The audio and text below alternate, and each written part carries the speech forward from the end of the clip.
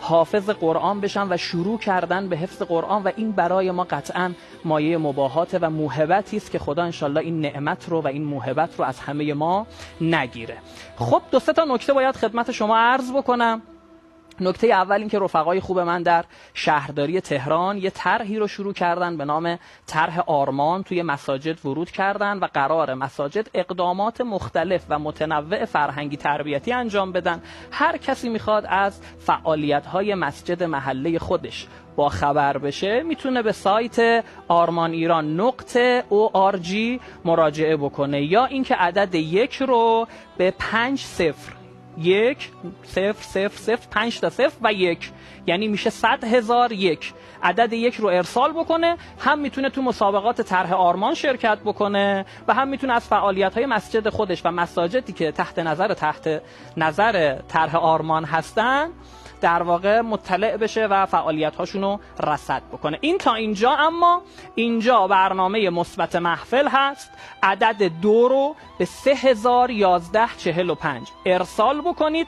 قرار مسابقه محفل رو از همین لحظه انشالله آغاز بکنیم.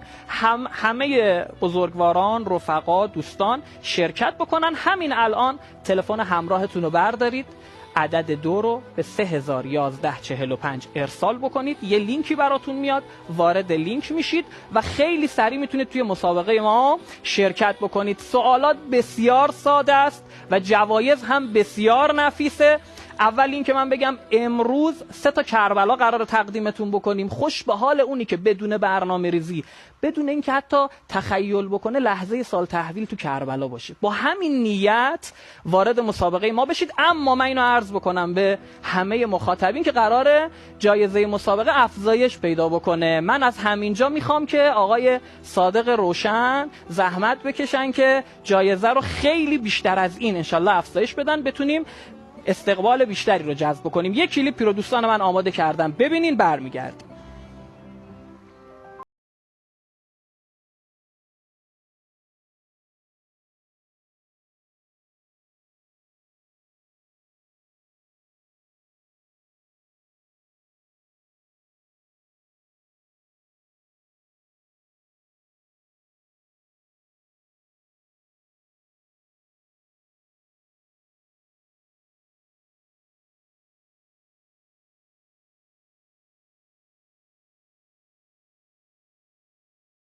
أسألك يا من هو الله الذي لا إله إلا هو الرحمن الرحيم الملك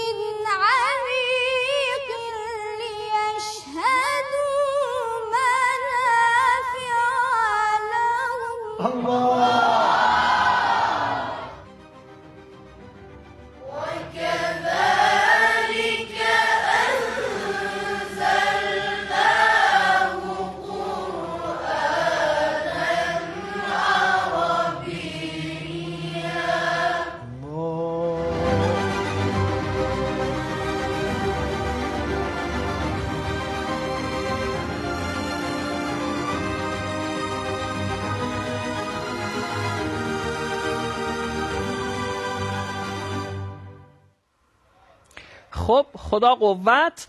عدد 2 رو به 301145 ارسال بکنید، وارد مسابقه ما میشید و انشالله از جوایز بی‌نظیر این مسابقه انشالله همتون بهره مند بشید. هر کسی که برنده بشه بینش قرعه کشی میشه. 3 تا کربلا انشالله امروز تقدیمتون میکنیم. خب چون وقت نیست خیلی سریع بریم سراغ سوالات. سوال اول رو دوستان من بیارن. بله، سوال 1: پخش برنامه تلویزیونی محفل به فصل چندم رسیده است؟ گزینه اول فصل اول، فصل دهم، فصل سوم، پخش آزمایشی. بله، یعنی ما الان 3 ساله داریم پخش آزمایشی میریم دیگه. این خیلی سوالات واقعا بی‌نظیره. آقای کیاپی عزیز مطرح کردن. سوال 1 سریع، وقت نداریم، 25 ثانیه حدوداً بابت هر سوال وقت میشه. خب گزینه صحیح رو ببینیم.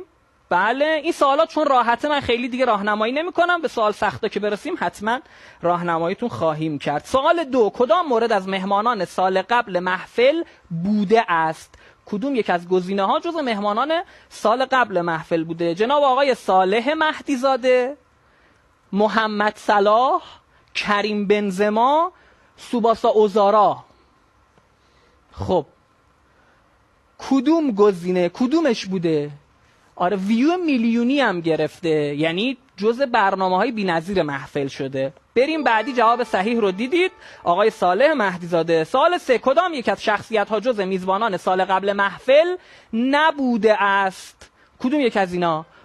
ایکیوسان نبوده است، سید جلال معصومی نبوده است، استاد حامد شاکر نژاد. گزینه الف و ب.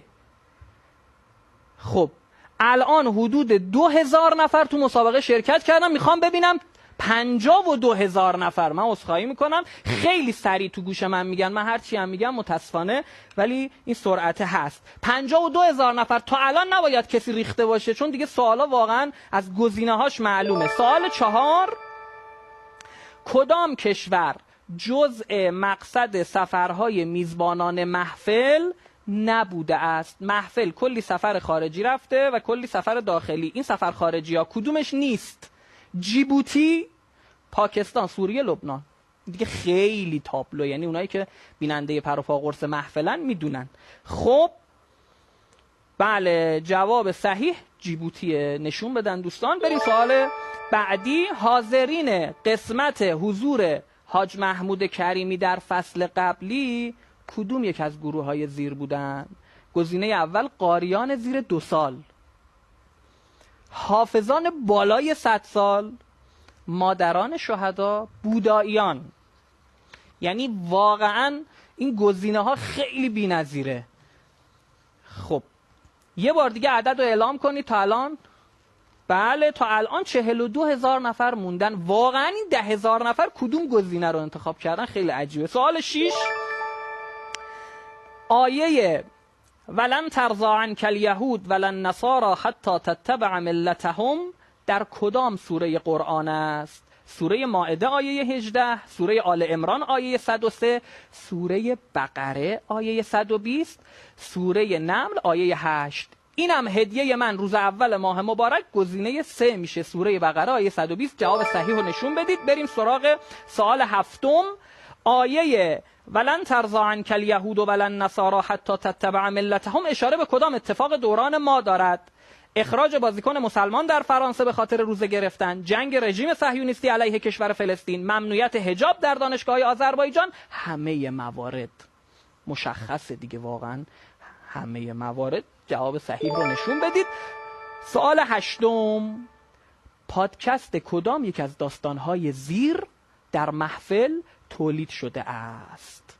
داستان پدر پسر شجاع، داستان ذوالقرنین، داستان بنیامین و بردیا، داستان ببعی قهرمان. این ببعی قهرمان جز پرفروشترین پویانمایی‌های ایرانی بوده. خب پادکست کدومش توی محفل تولید شده؟ مشخصه. بزنید گزینه صحیح و میشه داستان ذوالقرنین. و اما سوال 9 تا الان چند نفر رو من یه آماری میدید؟ سوال 9 27,000 نفر. آیه محوری تیزر سال قبل برنامه محفل کدوم آیه بوده؟ ان هذا القرآن یهدی للتی هی اقوم، انا لله و انا الیه راجعون، انا اعطیناک الکوثر، انا انزلناه قرآنا عربیا لعلکم تعقلون. اونی که استاد حامد شاکر نژاد میخوند، انها یعنی میخوند دیگه. آره گزینه نشون دادن گزینه 1. و سوال آخر سوال 10 ببینیم چند نفر میرن تو قرعه کشی این 3 تا کربلا. دیگه من نمیتونم این سوال رو راهنمایی کنم، خودتون میدونید. با توجه به این آیه‌ای که خوندم دیگه وقت گرفته نشه، هدف دشمنان اسلام چیه؟ وحدت میان پیروان کتاب‌های آسمانی، تبعیت و پیروین سایرین از آنها، جلوگیری از تروریسم، توسعه اقتصادی. خداوکیلی این گزینه‌ها مشخصه کدوم جواب صحیحه. وقت هم نداریم، جواب صحیح رو دوستان من نشون دادن. انشالله هر کسی که میره کربلا برای ما دعا بکنه. برنامه محفل رو با هم ببینیم. یا علی مدد، ارادت، خدا نگهدار. زندگی با آیه ها یعنی اگر هنوز با قرآن رفیق نشدیم دیر نشده. سن و سال و کسوت و جایگاه و منصبم نمیشناسه. حفظ موضوعی قرآن کاریه که از هر کسی برمیاد. با 30 آیه شروع کنیم. میخوایم بیشتر بخونیم و حفظ کنیم 100 آیه. یه قدم بلندتر 200 آیه. کافیه که عدد 1 رو به 3212 بفرستیم. پر از هدایای مادی و معنوی متبرک. بسم الله، جانمونیم.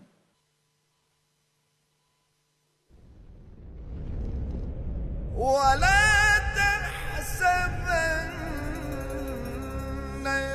الذين قتلوا في سبيل الله أمواتا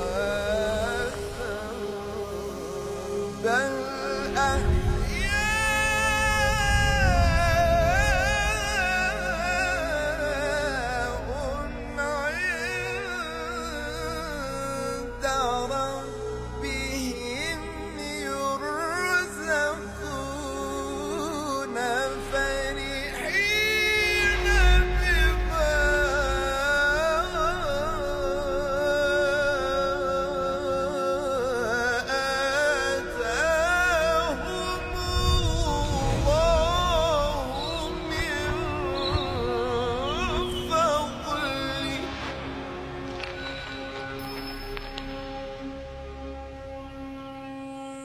بسم الله الرحمن الرحیم.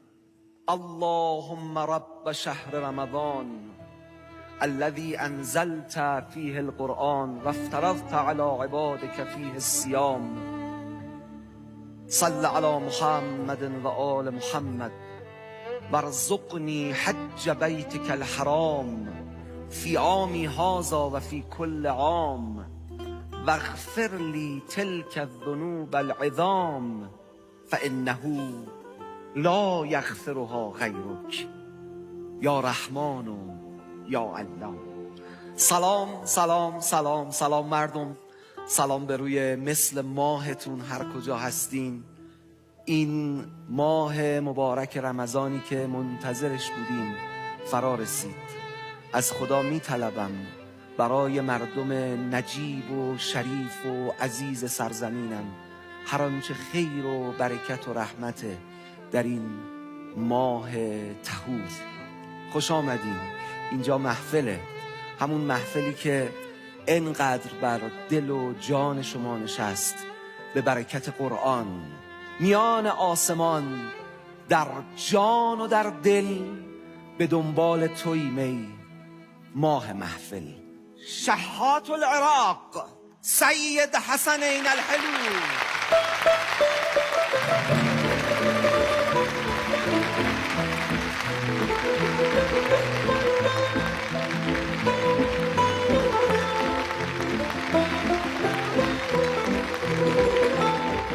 جناب سید جلال معصومی رو تشریف کنید.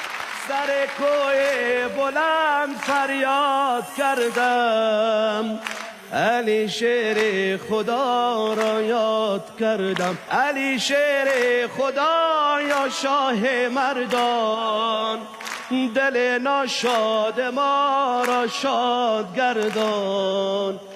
دل ناشاد ما را شاد گردان. سر کوه بلند فریاد کردم، علی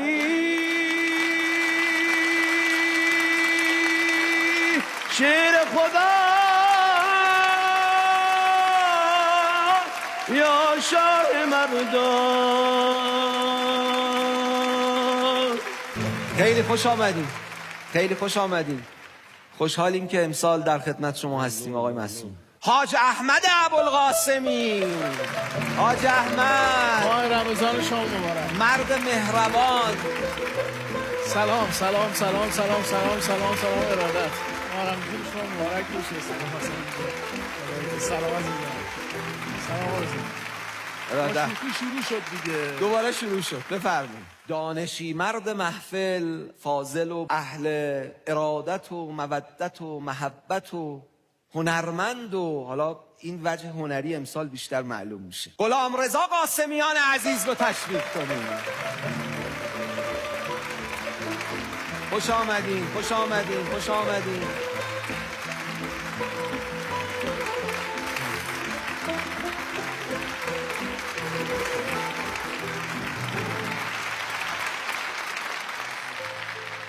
قاری، مبدع، خلاق، ناماشنا در جهان اسلام در تلاوت، حاج حامد شاکر نژاد.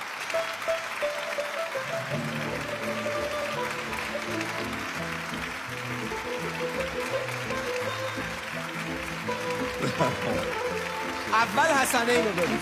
خدایش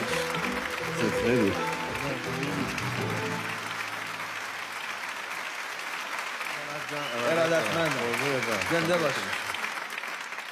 حالا این ترکیب کامل شد به افتخار میزبانان عزیزم.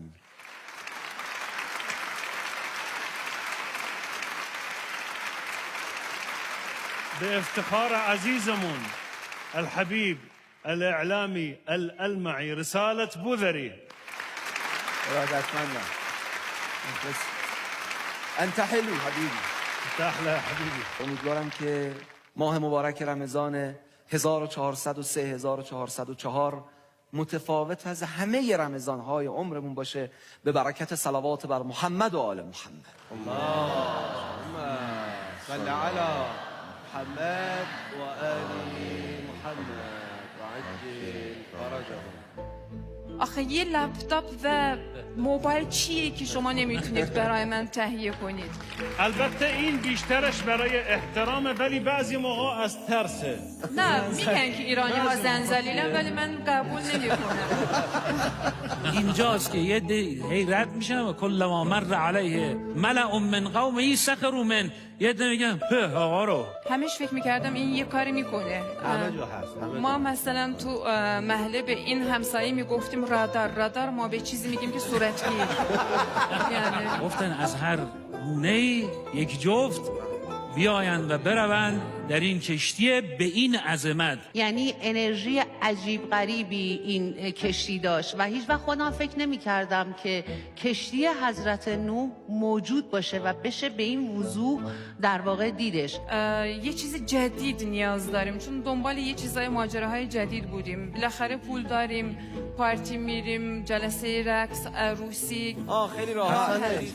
دستور لباسای منو برمیداری برای آدرنالین.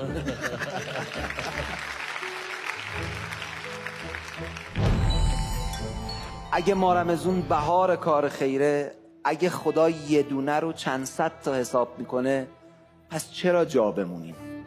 طرح اکرام ایتام مثل سنوات گذشته برای سرپرستی ایتام و محسنین برپا و برقراره. کافیه که عدد یک رو به 3033 ارسال بکنین تا رفقای من در کمیته امداد به شما بگن که چجوری میتونین هر کدوم از شماها یه یتیم رو سرپرستی بکنین. من برای همتتون یه یا علی میخوام. یا علی. بسم الله.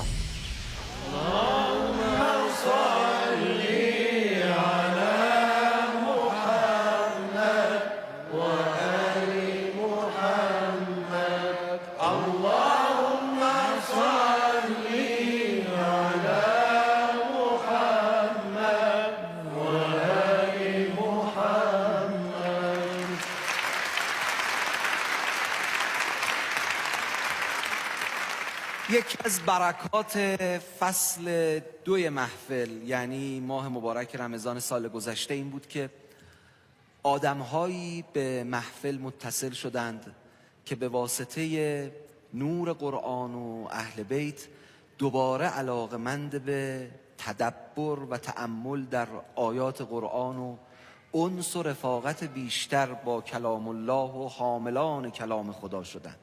یکی از اونها سرکار خانم آزیتا ترکاشوند از بازیگران خوب تئاتر، سینما و تلویزیونند که حالا یکی از اعضای محفلن.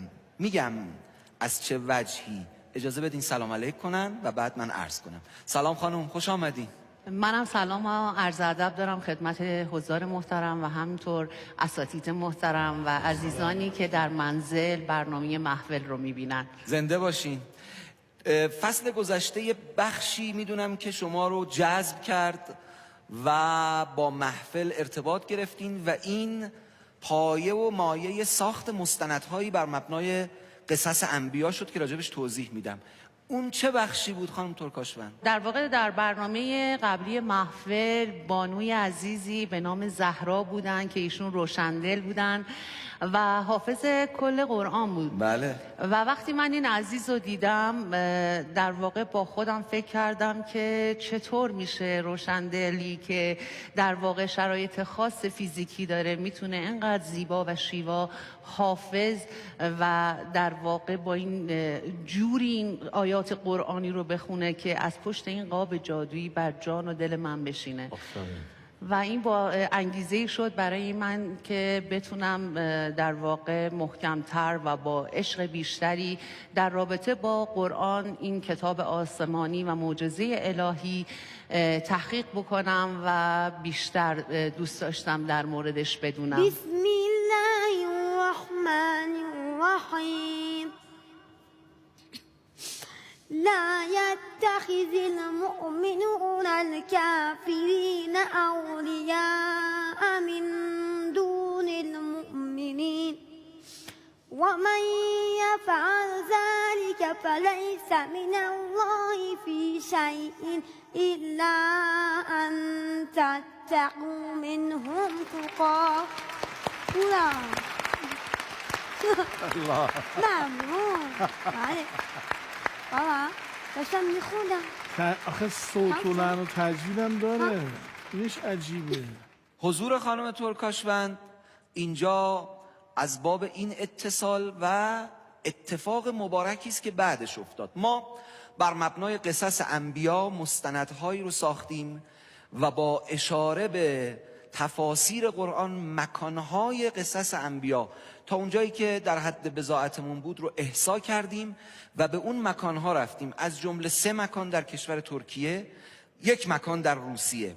قصه دیوار یعجوج و معجوج، کشتی نوح، قصه جناب ابراهیم و قصه کهف. حالا راجع به قصه نوح که راوی اون مستند سرکار خانم ترکاشوند هستن اجازه میخوام که یک کمی از حاج آقای قاسمیان که همراهشون در این سفرها بودند توضیح بخوام و امیدوارم که این جذابیت تعریف ماجرا شما رو به قرآن رهنمون بشه. آقای قاسمیان خیلی خوش ارادتمند تشریف بکنید. آقای قاسمیان البته یه پادکست های هم تولید شده با تلاوت های حامد جان و توضیحات ویژه آقای قاسمیان که اونها هم منتشر خواهد شد. و البته من جا داره که اینجا از حاج آقا قاسمیان خیلی تشکر بکنم. در طول این مستند واقعا همراه بودن و با صبر و حوصله تمام سوالات من رو در واقع پاسخگو بودن. حاج آقا سوال من اینه که این کشتی چجوری نشست و در کجا فرود اومد؟ بلیغترین آیه قرآن خیلی وقتا میگن همین تیکه آیه است. و قیل یا ارض ابلعی ماءک، ای زمین آب تو فرو ببر، که و یا سماء و عقلی، آسمان دیگه نبار. و غیض الماء، آب کم شد. و استوت علی الجودی، این کشتی نشست بر کوه جودی. خب بسم الله الرحمن الرحیم. من اولش فکر میکردم با یک بازیگر طرفم، نگو با یک جستجوگر پژوهشگر طرف بودم. و همینجوری که پیش میرفتیم در داستانهای مختلف، الان به احمد آقا گفتم که من احساس میکنم خانم ترکاشوند حتی با سوالای پشت صحنه‌ای که از من میکردن داشتن با داستانها زندگی میکردن. به عبارتی این جهتش بود که رفته رفته من واقعا خودم خوشبین شدم و موجب تولید مستندهایی شد که کم نظیر نیست، بی نظیره. حالا این مستندها رو انشالله میبینید تو همین ماه مبارک و این مستندها واقعا به عنوان مستندهای داستانی مربوط به پیغمبران با روایت قرآنی، این مهمه، با روایت‌های قرآنیش در محل اینا خب تا حالا انجام نشده و انشالله. الان برای قصه نوح کجا رفتین خانم ترکاشوند؟ ترکیه؟ بله ترکیه بود و ما کشتی حضرت نوح رو رفتیم از نزدیک دیدیم و موزه‌ای که نزدیک به کشتی حضرت نوح هستش فسیل چوب کشتی حضرت نوح، ماهی‌ها و صدف و همه اینها هست و جالبه که این کشتی دقیقاً به همون شکل و به همون ابعاد فسیل شده در روی این کوه وجود داره و با جرأت میتونم بهتون بگم که وقتی پامو توی اون کشتی گذاشتم خارج از مکان و زمان شدم. یعنی انرژی عجیب غریبی این کشتی داشت و هیچ وقت خودم فکر نمی کردم که کشتی حضرت نوح موجود باشه و بشه به این وضوح در واقع دیدش.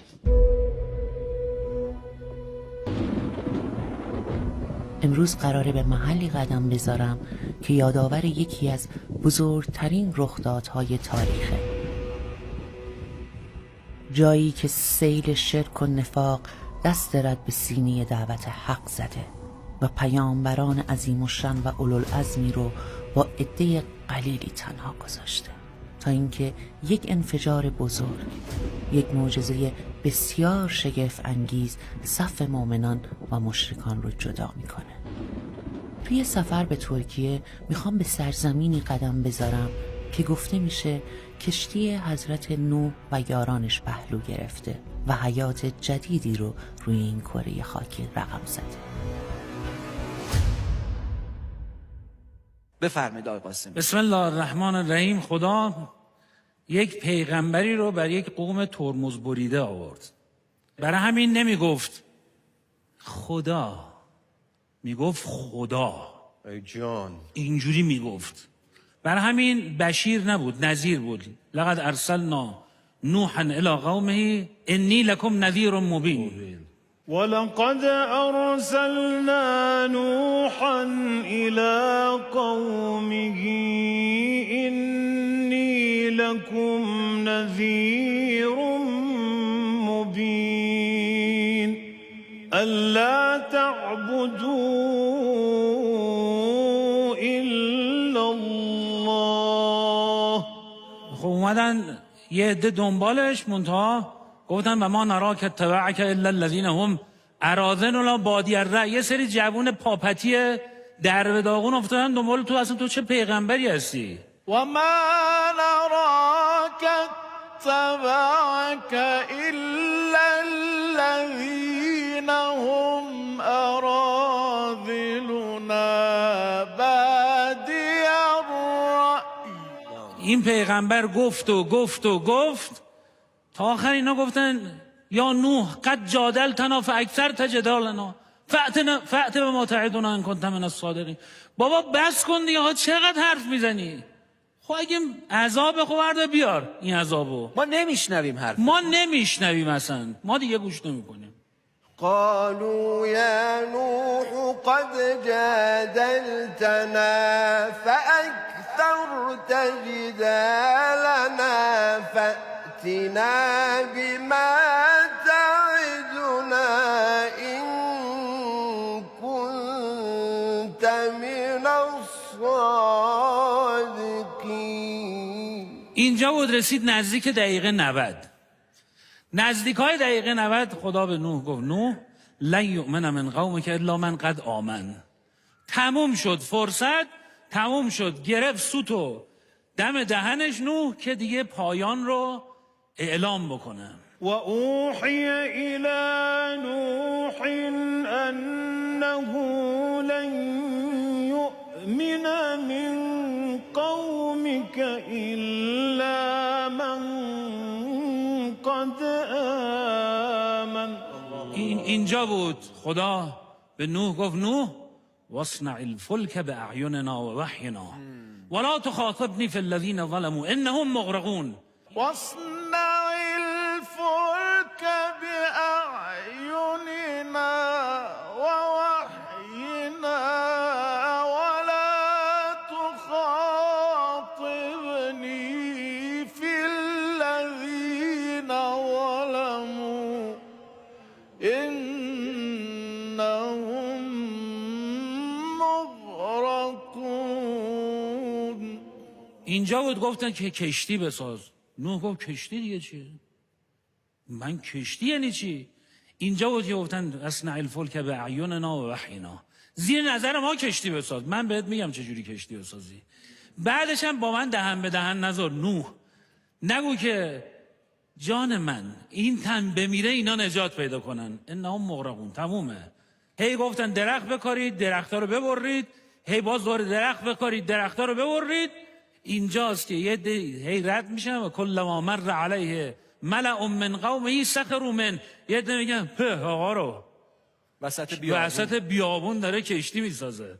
ويصنع الفلك وكلما مر عليه ملأ من قومه سخروا منه قال إن تسخروا منا فإنا نسخر منكم كما تسخرون. اتفاقات شروع کرده افتادن. حتی اذا جاء امرنا و فارت تنور، اون جایی که آتش ازش میاد آب ازش فوران کرد. شروع کرد رفته رفته آب آمد. حتی اذا جاء امرنا و فارت النور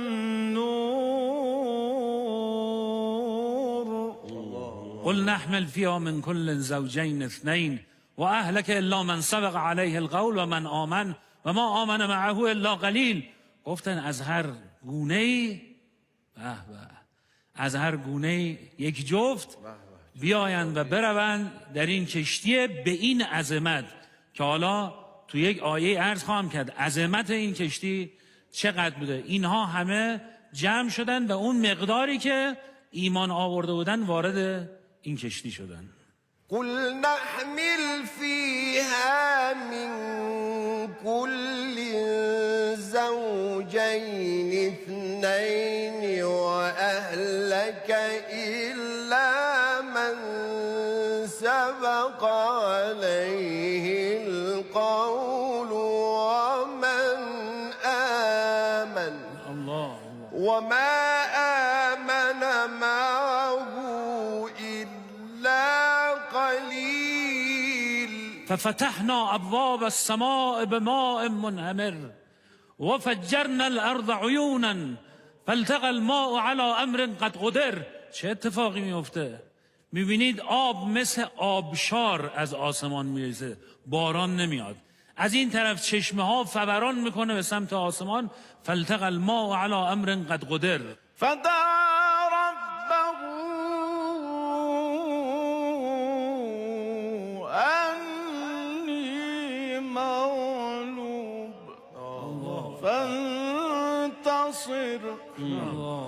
ففتحنا أبواب السماء بماء منهمر وفجرنا الأرض عيونا. الله.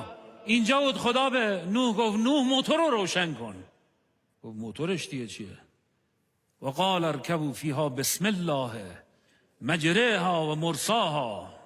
وقال اركبوا فيها بسم الله مجريها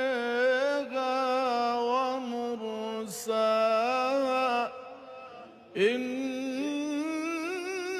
ربي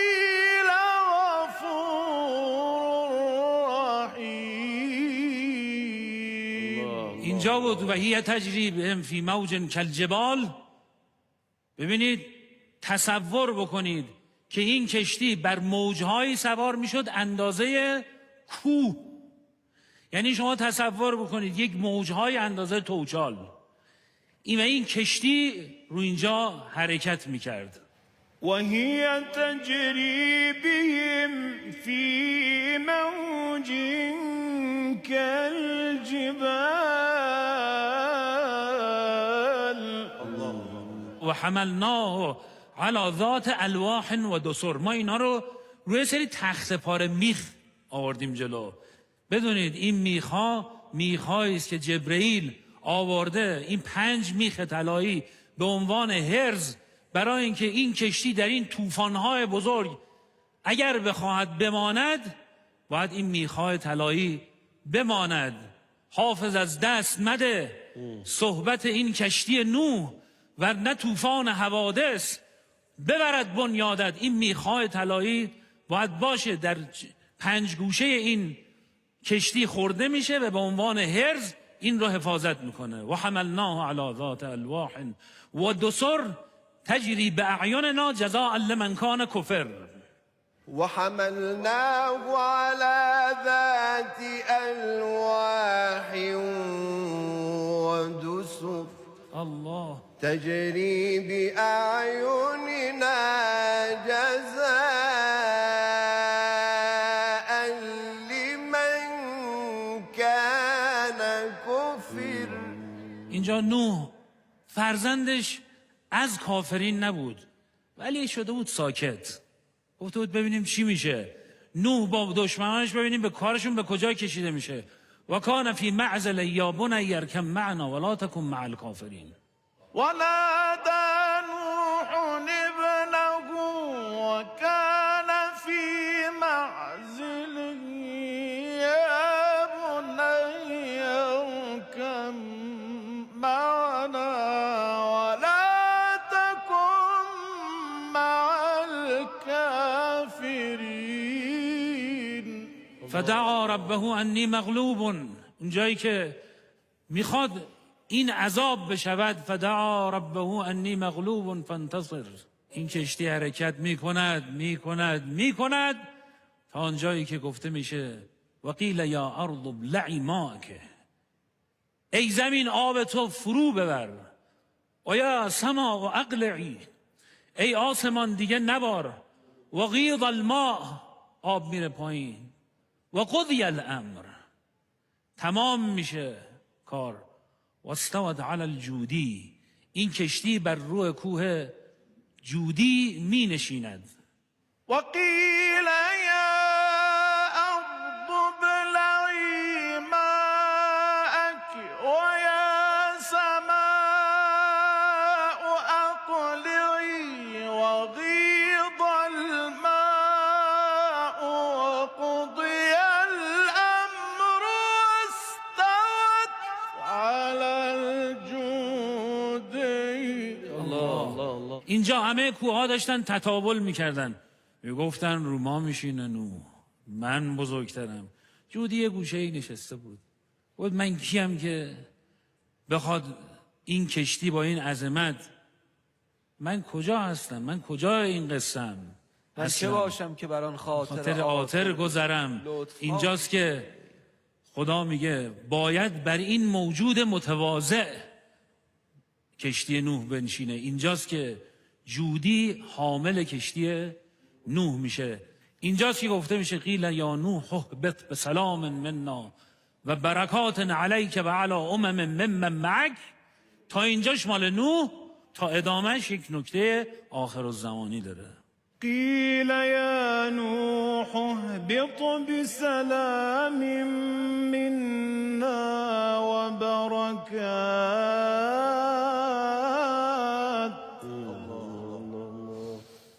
قیل یا نوح اهبط بسلام منا و برکات علیک و علی امم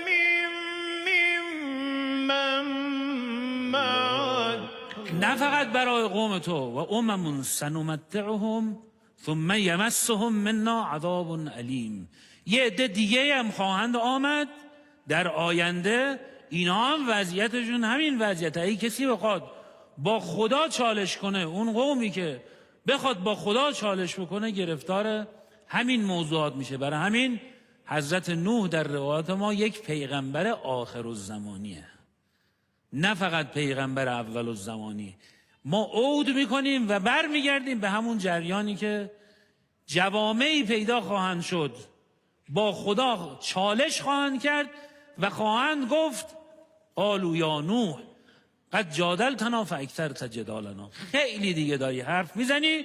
اینجاست که خدا نوح خودش رو، مهدی امت رو خواهد فرستاد و بساط ظلم رو جمع خواهد کرد.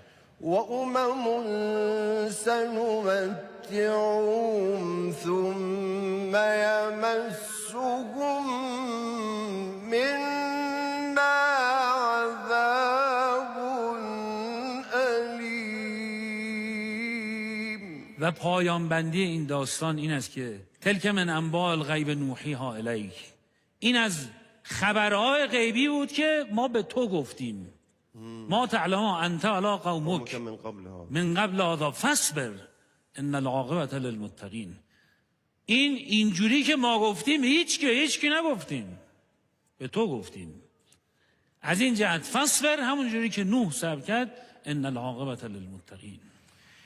تلك من أنباء الغيب نوحيها إليك ما كنت تعلمها أنت ولا قومك من قبل هذا الله فاصبر إن العاقبة للمتقين. احسن، مرحبا. سلامت باشید. مرحبا. تشویق بکنید آقای قاسمیان.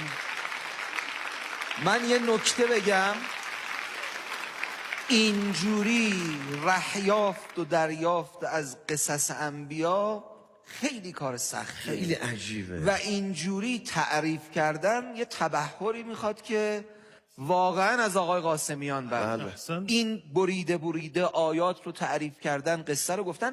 این نوح بود، ما برای چند تن از انبیا این کار رو انجام دادیم. این نکته رو عرض بکنم که غیر اینکه توفیقی بود واقعا برای خود من که وارد جریان قصص انبیا بشم با این شیوه که الحمدلله 9 اپیزود دقیقاً داستان حضرت نوح رو با معارف زیادی بیان کردیم که انشالله عزیزان اونجا مراجعه کنن. آقا حامد هم دقیقاً همراه ما خوندن.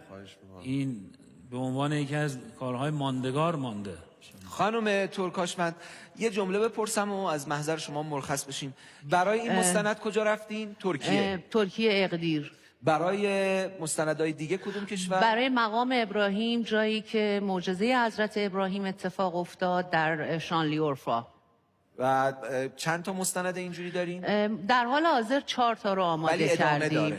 به امید خدا. انشاءالله. به امید خدا. انشاءالله. آقا رسالت، من به دلیل اینکه قصه نوح هست و تقدیر از زحمات خانم ترکاشمند، بزرگوارین موتور دقیقاً کشتی نوح رو که بسم الله الرحمن الرحیم بود برایشون نوشتم به خط خودم و میخوام ممنونم از شما. تقدیم کنم. زنده باشین. خیلی لطف کردین. ممنونم. متشکرم از آقای قاسمیان عزیز. با یه روحانی هنرمند طرف اینا. بله. نشون بدین تابلو رو اول. متشکرم. ممنونم حاج آقا، سپاسگزارم، خیلی لطف کردید. زنده باشید. بسیار کادوی و هدیه ارزشمندیه برای من. بسم الله الرحمن الرحیم. ممنونم. یا صاحب الزمان، چه غم دیوار امت را که دارد چون تو پشتیبان، چه باک از موج بحران را که باشد نوح کشتیبان. عزیزان من، در سازمان اوقاف امور خیریه امسال برای یک اتفاق بزرگ پا به میدون گذاشتن. باقیات و صالحاتی که از هر کدوم از ماها بمونه نسلی رو کفایت میکنه. تو این 3 بخش برای توسعه فرهنگ قرآنی، حمایت از جبهه مقاومت و توسعه دانش بنیان هر کسی که میخواد کمک بکنه کافیه همین کدای دستوری رو شماره گیری بکنه. برای توسعه فرهنگ قرآنی 3x1 3x200 مربع. برای حمایت از جبهه مقاومت 3x1 3x300 مربع. برای توسعه دانش بنیان 3x1 3x313 مربع. بسم الله. دست دهنده محتاج نشه. بگو یا علی.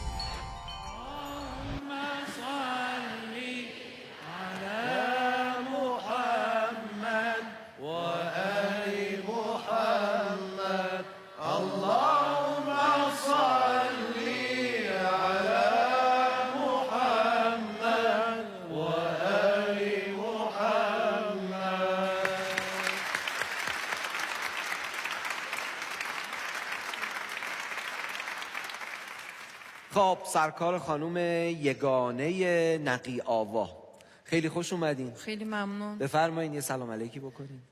بسم الله الرحمن الرحیم. یگانه نقی آوا هستم از کشور جمهوری آذربایجان، از پایتخت آذربایجان، از شهر باکو. خیلی خوش اومدین. خیلی ممنون. زنده باشین. من در پایتخت آذربایجان متولد و بزرگ شدم و اینو هم بگم که در یک خانواده ثروتمند متولد شدم. یعنی پدر بنده در یکی از شرکت‌های نفت باکو مدیریت داشتن. تک دختر بودم، به خاطر همین هم اسممو یگانه گذاشتن و در یک خانواده بزرگ شدم که اصلاً محیط آذربایجان و باکو اینجوری بود که با دین و مذهب خودشون آشنا نبودن. اصلاً یعنی نمیدونستم که دین من چی میگه، مذهب من چیه. به اسم شیعه بودیم، به خاطر اینکه ما اجدادمون با ایرانی‌ها یکی و خاکمون یکی بوده، به اسم شیعه بودیم. ولی بعد از 18 سالم یه دختر بودم که شما تصور کنید آدم در یه خانواده بزرگ باشه، تک دختر باشه، بعد ثروتمند باشه، همه چیز داشته باشه و 18 سال داشتم که دانشگاه وارد شدم. تا دانشگاه که وارد شدم خیلی با دختر عموهام که خواهر بودن میگشتیم. اهل رقص و اهل آرایش و اهل بگو بخند و خوشگذرانی و حتی هر کاری که از دستمون می اومد انجام میدادیم، فقط به خاطر اینکه آدرنالین داشته باشیم، خوشگذرانی داشته باشیم. حتی یادم هست بعض روزها سنمون حتی به 18 سالگی نرسیده بود، ما ماشین پدرمون را میدزدیدیم بدون اجازه، با اینکه مثلا ممنوع بود و میرفتیم نصف شب به شهر. بعض روزها از پنجره فرار میکردیم بدون اجازه پدر و مادر، میرفتیم برای گشت شهر و حتی کار به جای رسیده بود که متاسفانه بعض روزها نمیدونستیم چه کار کنیم که مثلا خوشگذرانی داشته باشیم. الکی مثلا زنگ میزدیم به مردم، میگفتیم که یه جای آتش گرفته اینجوری و مردم آزاری میکردیم. یعنی دیگه انقدر اشباع بودین که دیگه نمیدونستین چی کار باید بکنین. بله، متاسفانه آدمی که مثلا پولدار باشه، همه چیز داشته باشه، بعضی ها فکر میکنن که خیلی چیز خوبیه، ولی بعضی موقع ها آدم سرشو گم میکنه، نمیدونه چی کار کنه. و حتی کار به جای رسید که ما یعنی 16-17 سال داشتیم. یه روز دختر عموم گفت که یه چیز جدید نیاز داریم، چون دنبال یه چیزای ماجراهای جدید بودیم. بالاخره پول داریم، پارتی میریم، جلسه رقص، عروسی، اون شهر این شهر رفتن یعنی عادی بود برای ما. دختر عموم گفت که بیا یه نقشه بکشیم و یه چیز جدید انجام بدیم. عجب. ما میرفتیم به یعنی مغازه های شیک، با اینکه دوربین بود اون مغازه ها و با اینکه نیاز نداشتیم، کل لباس داشتیم، کل مثلا همه چیز داشتیم دقیقاً، ولی میگفتیم به یکدیگر که این جنس را دوست دارم. یواشکی میرفتیم مثلا میگرفتیم، نمیدونستیم که این اسمش دزدیه، به خاطر این آدرنالین این کارا را انجام میدادیم. یعنی بسوز پدر آدرنالین. یعنی میدزدیدین عملا فرار میکردین ها؟ بله، اصلا فرار نه، با راحت. خیلی راحت. دستور لباسای منو برمیداری برای آدرنالین بود. واقعا یعنی یه چیز جدید، یعنی با پول هر چیزی را انجام میدادیم، یه چیز جدید میخواستیم. حالا شما وارد دانشگاه شدین و اینم تفریحاتتونه. بله. خب چه رشته‌ای دانشگاه درس میخوندین؟ دانشگاه معلمی خوندم. ما میگیم تربیت معلم. بله. بله. و من یه روز بابام گفته که ما یه خونه بزرگ میسازیم، خونه ویلایی، خونه باید عوض کنیم. ما خونمون رو عوض کردیم. در ورودی شهر باکو یه محله بود که پولدارا اونجا زندگی میکردن و خزر دیده میشد، موقعیت خیلی قشنگ، بغل کوه یه ویلا ساختن ایشون. و اونجا که ما رفتیم، بابام درسته که دین و مذهب را نمیشناخت، ولی مهمونی را، اهل مهمونی بود، مهمونی را خیلی دوست داشت و گفت که ما خونه عوض کردیم، باید همسایه ها را دعوت کنیم، یه مهمونی تشکیل بدیم و آشنا بشیم با همسایه ها. اون موقع بابام یه مهمونی خیلی قشنگ مثلا تشکیل داد. متاسفانه تو مهمونه های ما شراب هم بود، گوشت خوک هم بود و ذبح اسلامی اونجا تو بازار کم پیدا هست. خانم یگانه، من یه سوال بپرسم. بالاخره شما اسمن که خانواده‌تون مسلمان و شیعه بوده، چطور میشه یه خانواده مسلمان و شیعه سر سفرش هم گوشت خوک باشه هم شراب باشه؟ ببینید 70 سال با روسیه‌ای ها، با شوروی زندگی کردیم ما. 70 سال فرهنگ ما را، بعد دین ما را، مذهب ما را، مسجدها بسته بودن، اصلا جلسه اهل بیت ممنوع بود. ما فراموش کردیم یعنی دین مذهب خودمون را و تو شناسنامه ما اصلا مذهب و دین نوشته نمیشه. مثلا شیعه یا سنی یا مثلا مسیحی چی نوشته نمیشه و تو شهرمون هم مسیحی وجود داره، هم یهودی، هم اهل تسنن، وهابیت، همه چیز هست، ولی بیشترشون به اسم شیعه هستن. با همه اونچه که ماها ممکنه نقد و اشکال تو کشورمون باشه، اما این یه افتخاره برای ما. بله. که با افتخار مذهبمون رو تو شناسنامه‌مون می‌نویسیم، تو هویتمون، که میگم شناسنامه، این تو هویتمون اعلام می‌کنیم. بله. با افتخار پرچم اشهد ان علی ولی الله بر فراز این کشور در اهتزاز. جلسه قرآن و روزه و هیئت تو هر کوچه‌ای بری هست. گفت ماهیان ندیده غیر از آب، پرسان زهم که آب کجاست. واقعا ایران برای ماها، برای آدمی مثل من یه ماهی تو آب این سرزمینم که قدرش رو نمیدونم. وقتی الان خانم یگانه داره از شرایط کشور خودش و محل زندگیش میگه، تازه میفهمیم که ایران یعنی چی. یه دنیاست. تازه میفهمیم که ایران یه دنیاست. تازه میفهمیم که ایران برای ما همه چیزه. آفرین. به افتخار ایران و ایرانی. جانم حسنه. غیر از این یه چیز مهمی هم خیلی من دیدم، متوجه هستم که حتی موقعی که ما حواسمون نیست به اون مناسبت دینی که باید افتخار کنیم این ولادت امام، شهادت امام، در خیابان‌های ایران در مدتی که ما زندگی میکردیم و هنوز هم هست، وقتی میای خیابون معلوم امروز یه چیزی هست، حتی اگر اینکه ولادت باغ نباشی، بله اصلا شهر تو رو به خودت میاره. احسنت. یه کارایی میکنن در خیابان انجام میدن، غیر از مساجد و حسینی ها، خود مردم و تبریک به هم دیگه، خیابون ها معلوم هست یه مناسبتی هست که مردم بیاد میندازه به ولادت امام فلانی و الی آخر. فاطمیه های ما، نیمه شعبان های ما، عید قدیرهای ما، محرم و سفرهای ما. خب پدر قرار شد یه مهمونی بگیره برای اینکه شما تازه رفته بودین تو اون خونه و همسایه ها رو دعوت کنه و آشنا بشین. بله. تو این مهمونی کل همسایه های اطرافیانمون اومده بودن و همین که گفتم شراب بود، گوشت خوک بود، همه چیز بود سفره. معمولا اونجا مثلا آدما نمیدونن، مثلا گناه محسوب نمیشه برایشون چون نمیدونن شریعت و احکامو.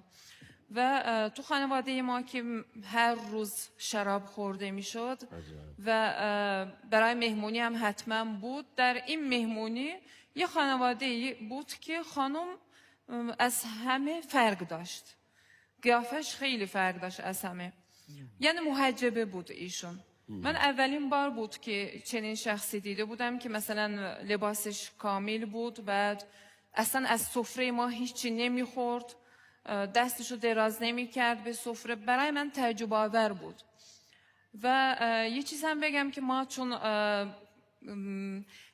مثلا مثل ایرانی ها نیست تو کشورمون، تعارف نداریم اصلا. تو ایران که اگه مثلا یکی به ما بگه که بیا مهمون ما باش، اصلا متوجه نیستیم که واقعا میگه مهمون ما باش یا الکی میگه. یا مثلا سوار تاکسی میشه میگه قبول نداره، بعد میره خانم پول ما چی شد اینجوری. این اصلا یعنی تو کشور ما این درک نمیشه چون نداریم چنین چیزی. به خاطر همین حتی در بخش فارسی ما به ما یک کتابچه داده بودن که تعارف‌های ایرانی. یعنی بفرما یعنی برو. بودی حالا. ولی اون موقع هم من نزدیک شدم به اون خانم، نمیگم تعارف، واقعا گفتم که شما چرا نمیخورید؟ چون در کشور ما اگر از غذای صاحب خونه مهمون نخوره یه جوری بی احترامی یا نپسندیده اینجوری. ایشون یواشکی به من گفتن که شما اگر از آشپزخونه مثل نون و پنیر و انگور چنین چیزی بیارید من میل میکنم. تابستان بود، من هم داشتیم آوردم از این چیزا، یکم میل کرد، بعد گفت که خیلی مثلا گشنش نیست، بعد گفت که اگه دوست داشتی تشریف بیار یه روز خونه ما. از من دعوت کرد اون خانوم. بله. تقریبا 30 سالش بود ایشون و خیلی یعنی اخلاقش از آدم‌هایی که تا اون روز دیده بودم فرق داشت. خیلی نرم، خیلی مثلا با حیا، لباسش فرق داشت. منم که به دنبال یه چیزهای جدید بودم و هر روز یه چیزی کشف می‌کردم اینجوری. بعد گفتم که یه روز برم خونهشون که چون جالب بود چرا ایشون مثلا فرق دارن از ما. خیلی فاصله نینداختم و سریع بعد از چند روز رفتم به خونهشون. اینجوری رفت و آمدهای ما شروع شد. تقریبا من هر شب وقت خالی که داشتم میرفتم به خونهشون، چای میخوردیم، صحبت میکردیم، سوال میدادم بهشون. بعد سوال کردم، دیدم که ایشون با نامحرما اصلا دست نمیدادن، فاصله داشتن. یعنی دقیقا همه رفتارهاشون از ما فرق داشته. چون در کشور ما با نامحرما خیلی راحتن دست میدن، یعنی ببخشید بوس میکنن اینجوری، و ایشون اینجوری نبودن. از ایشون پرسیدم که چرا اصلا ایشون مثلا روزه میگرفتم. برای من مثلا تعجب آور بود که چرا باید انسان از صبح تا شب باید گشنه بمونه. و ایشون یعنی سوال میدادم. یه روز ایشون به من گفتن، سوال دادن فقط، یعنی در مقابل این که من سوال میدادم ایشون سوال دادن که آیا شما میدونید که ما امام زمان داریم؟ این سوال را دادن. من تا اون روز حتی پیامبر خودمون را نمیشناختم، یعنی 14 معصوم را نمیشناختم، چه برسه به امام زمان. اسم امام زمان را گفتن، یه تعریف های گفتن از امام زمان. من انگار اون روز متوجه شدم که انگار یعنی دنبال این بودم، گم شده خودم را پیدا کردم و جای خالی من این بود و باید بررسی کنم. یه جوری قشنگ حرف زدن از امام زمان که ایشون پدر ما هستن، همه جا هستن، ما را میشنون اینجوری. ولی سنشون را که گفتن خیلی تعجب کردم و چون انجیل را خونده بودم به یاد حضرت عیسی مسیح افتادم که مقایسه کنم فرقش چیه اینجوری. بعد یک کتاب های دادم به من. آشنایی من با اسلام از امام زمان شروع شد و از اون روز من شروع کردم مطالعات خودم را. ایشون کتاب‌های به من داده بودن که چاپ شده بود در ایران ولی در فروش این کتاب‌ها نبودن. یعنی ایشون مثلا یواشکی آورده بودن اینجوری دست به دست میدادیم میخوندیم. و یه روز ایشون ماه رمضان بود، ایشون هر روز یه دعایی میخوندن که دلنشین بود. یه چیزی میخوندن، من نمیدونستم دعا هست. به من گفتن که دوست داری یاد بدم؟ گفتم چیه این؟ گفتن که دعای مجیر هست. و یه دفترچه آوردن، تو دفترچه با دست نوشته بودن چون ما اونجا مفاتیح و چنین چیزا نداشتیم و با دست دعای مجیر نوشته شده بود. به من داد. 3 روز طول کشید. دختر عمومو هم مجبور کردم دوتامون دستی از روز و شب اونو نوشتیم که تا بتونیم بخونیم. و موقعی که من این دارم میخوندم حالت گریه پیدا میکردم، نمیدونستم چرا. بعدم پرسیدم، یه قسمت ترجمه گفتن، مخصوصا اون اجیر نمیننر یا موجیر قسمتش که بود، گفتن معنیش چیه. بعد متوجه شدم یواش یواش، یعنی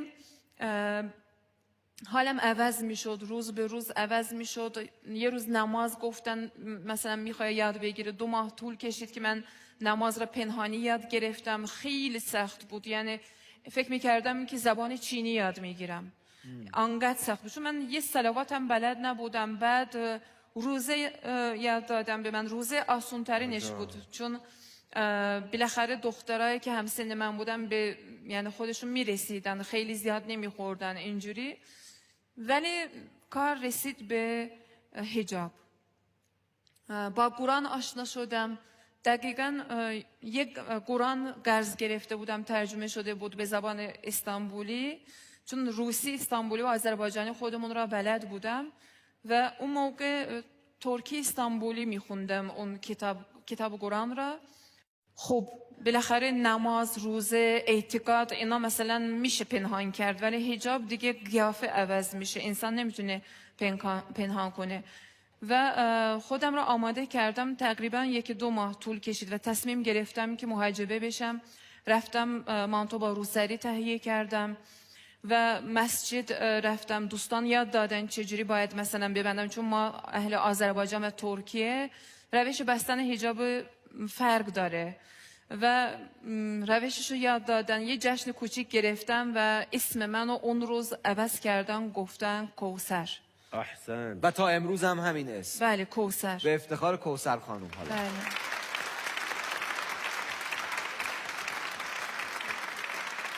البته که یگانه هم اسم بسیار زیباییه، ولی حتما کوثر.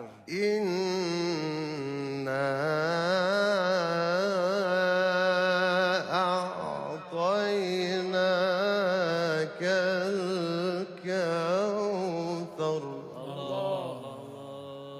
خب یگانه منو به فقط خاطرات گناه میاندازه، به خاطر همین کوثر به نظرم بهتره. احسن. و از اون روز شدم کوثر. همه کوثر صدا میکردن غیر از خانواده که نمیدونستم. و من یعنی 1-2 ماه اینجوری نقشه کشیدم که خانواده به خبر نشن. موقع ورودی مانتو با رو سری در می آوردم و موقع خروجی سری می پوشیدم. اینجوری 1-2 ماه تونستم پنهان کنم از ایشون. ولی بالاخره متاسفانه همه جای جهان همسایه های فضولی هستن و ما هم یه همسایه فضولی داشتیم که همیش چشمشو مثلا میانداخت، زوم میکرد به من که همیش فکر میکردم این یه کاری میکنه. همه جا هست. ما مثلا تو محله به این یعنی به این همسایه میگفتیم رادار، ما به چیزی میگیم که صورتگیر. یعنی اینجوری میگفتیم واقعا، یعنی هیچ کسی نمیتونست یه چیز مثلا پنهان کنه. خیلی یعنی وارد. و متاسفانه ایشون میرم بعد از رفتن من میبینن، بعد از روی تعجب یعنی نمیدونم خرابکاری رفتن به مادرم گفتن که دختر چی شده، چرا عوض شده اینجوری. گفته مگه چی شده دخترم؟ گفته که دخترت مثل پیریزنا میپوشه، چرا اینجوری میپوشه؟ تو آذربایجان هر چقدر شما شیک بپوشید اون موقع میگفتن مثلا روسری که میاندازید میگفتن که پیریزن، مثل پیریزن پوشیده اینجوری. و از اون روز دیگه این همسایه فضولی باعث شد که واویلای من شروع شد و سختی های من شروع شد. واقعا الان به زبان آوردنش حتی خیلی سخته برای من که زجر میکشیدم، یعنی شکنجه میشدم، فحش میشنیدم، مسخره میشدم. شکنجه روحی یعنی؟ نه، هم روحی هم کتک خوردن و بعد کتک میخوردیم. بله. کتک میزد شما رو؟ خانم کوثر بله. مگر پدر و مادر، برادر و خواهر شما رو کمک نمیکردن؟ چرا داشتم اتفاقا همون برادران، مادر و پدر شروع کردن. اونا شروع کردن به زدن؟ بله. شدیدترین شکنجه ها را از طرف پدرم، مادرم و 2 تا برادرم دیدم. خدا گناهان ایشون را ببخشه. بله، مادرم با خبر شد. اون روز که موقع برگشت میخواستم به خونه برگردم، دیدم دم در وایستاده، دستش یک کلید آهنی و عصبانی منو حسابی کتک زد. اون روز اولین کتکی که برای اسلام خوردم به خاطر حجابم بود و از طرف مادرم. یعنی چیه آهنی؟ متوجه نشدم. کلید با کلید به سرم آنقدر زده بود که سرم ورم شده بود. واقعا یعنی چند روز نتونستم شونه بزنم، اذیت می شدم از درد سرم و ایشون متوجه شدن که با این همسایه اثر میذاره، قطع کردن ارتباط من با ایشون و اصلا ممنوع کردن. کتک زدم، مانتوی روسری منو خراب کردم. من رفتم چند تا روسری دپو کردم، گرفتم، زاپاس کردم تو کیفم و کار به جای رسید که واقعا یعنی 2-3 ماه من حبس خونگی داشتم. موبایل منو گرفتن و قطع ارتباط با دوستان، با مسجد. روزانه منو ساعتشو میدونستم که شب همشون که برگردن موقع کتک خوردن من هست. و الان خودم مثلا فکر میکنم که چجوری من تحمل کردم. واقعا اهل بیت منو یاری کرد، چون اون خانم به من یاد داده بود که هر موقع که سختی دیدی حتما امام زمان را صدا بزن 3 بار. خود امام زمان گفته. گفتم چجوری صدا بزنم؟ ایشون گفتن که یا ابا صالح المهدی ادریکنی، اینجوری 3 بار صدا زن. من روزانه 100 بار صدا می زدم. یعنی واقعا مادرم از موهام مثلا می گرفت روی زمین اونور اینور می کشوند، بعد برادرم آنقدر کتک می زد، بعد از لاله گوشم می گرفت، اذیت می کرد. لاله گوشم جدا شده بود، حتی چند سال زخمی موند و اینجوری. و اینم نیست. من اون موقع دیگه با تاریخ عاشورا آشنا بودم. موقعی که منو مثلا اذیت میکردم، مخصوصا از مو کشیدم و روی زمین و لاله گوشم که پاره کرده بودم، من واقعا فقط به فکر دختر 3 ساله حضرت امام حسین بودم اون موقع و برام خیلی سخت بود روزه حضرت رقیه. و دقیقا شما فکر کنید که شما تنها هستید در اوج لختی، فقط شما پوشش کامل دارید و بین عزیزانتون شما هیچ عزیزی ندارین. غیر امام زمان شما هیچ یاری ندارید، غیر خدا شما هیچ یاری ندارید و همه فامیلا میان به شما به عنوان یه مجنون، دیوونه نگاه میکنن که دختر فلانی دیوونه شده و شما دیگه هیچ جایی نمیتونید به راحتی برید، مثل زندان کاملا. چون من دختر پولدار بودم، منو مثلا به زندان نانداختن یا مثلا چیزی نکردم و نه حتی ممکن بود زندانم بریم، ولی تهمت میزدن که به کدوم گروه ملحق شدی، با کی همکاری میکنی. مخصوصا تو اونجا که مثلا کسی محجبه میشد یا چادر میپوشید، میگفتن که برچسب ایران میزدن اون موقع. و اون موقع من ایران را نمیشناختم، ولی همش میگفتن که راستش من شکنجه میکردن که بگم که کی منو مثلا هدایت میکنه، کی این کار را انجام میده. من واقعا با هر بار که به من مثلا مجنون، دیوونه میگفتن، به فکر پیامبر میافتادم. هر بار که مثلا کتک میخوردم، به فکر حضرت زینب، حضرت رقیه میافتادم. و کار به جای رسید که بابام به منو تهدید کرد که اگه این کار رو انجام بده دیگه تیمارستان میبرمت و واقعا هم میتونست با پول این کار رو انجام بده. من خیلی تبسم میکردم به امام زمان، به حضرت ابوالفضل عباس و نمازها میخوندم. یه شب به من الهام شد، یعنی انگار کسی به من گفت که کوثر چرا تقیه نمی کنی؟ چرا تقیه نمی کنی؟ من تقیه را شروع کردم از اون شب.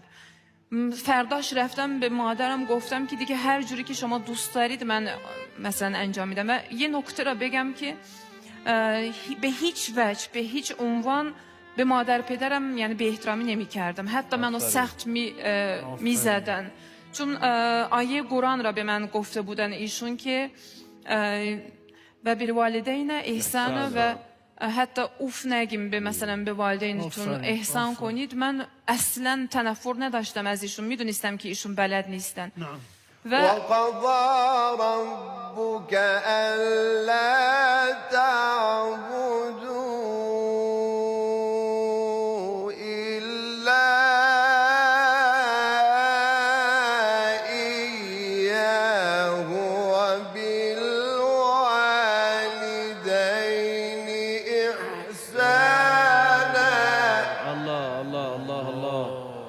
الله اکبر. إما يبلغن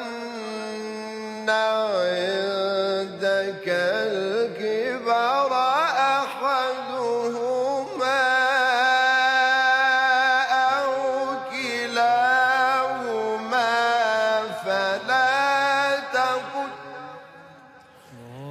فلا تقل لهما أف ولا تنهرهما وقل لهما قولا كريما.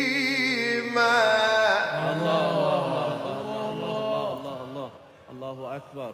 و اون موقع دیگه تقیه که به ذهنم رسید تقیه رو شروع کردم، گفتم از تو حرکت از خدا برکت و تقیه رو شروع کردم، نقشه کشیدم که اعتماد ایشون را به دست بیارم و واقعا هم با کمک و یاری امام زمان و خداوند اعتماد ایشون را به دست آوردم و اولین فرصتی که از اون خونه خارج شدم در اولین فرصت من فرار کردم، دیگه برنگشتم به اون خونه.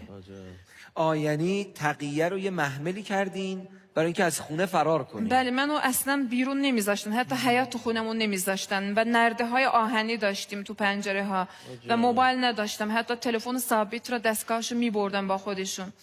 من یعنی دستگاه ها میذاشتن که هر جا که حتی بخوام به دوستم زنگ بزنم ضبط میشد.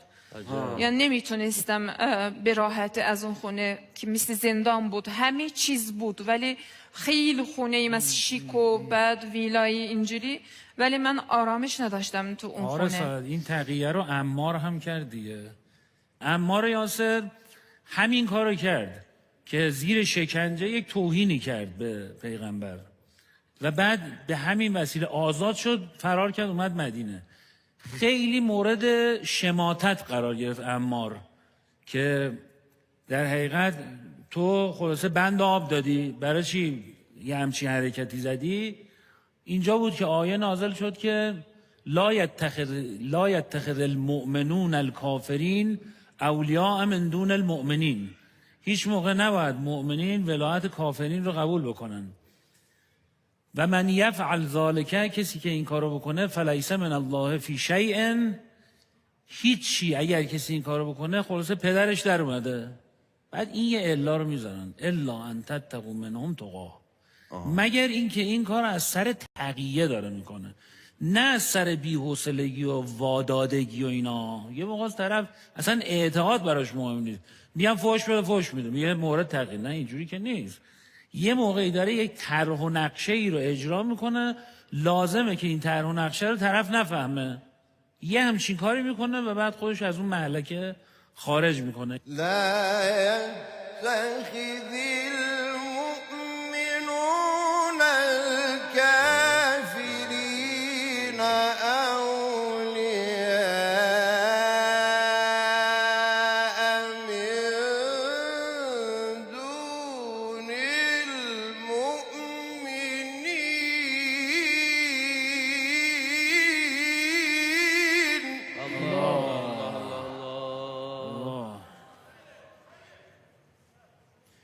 ومن يفعل ذلك فليس من الله في شيء إلا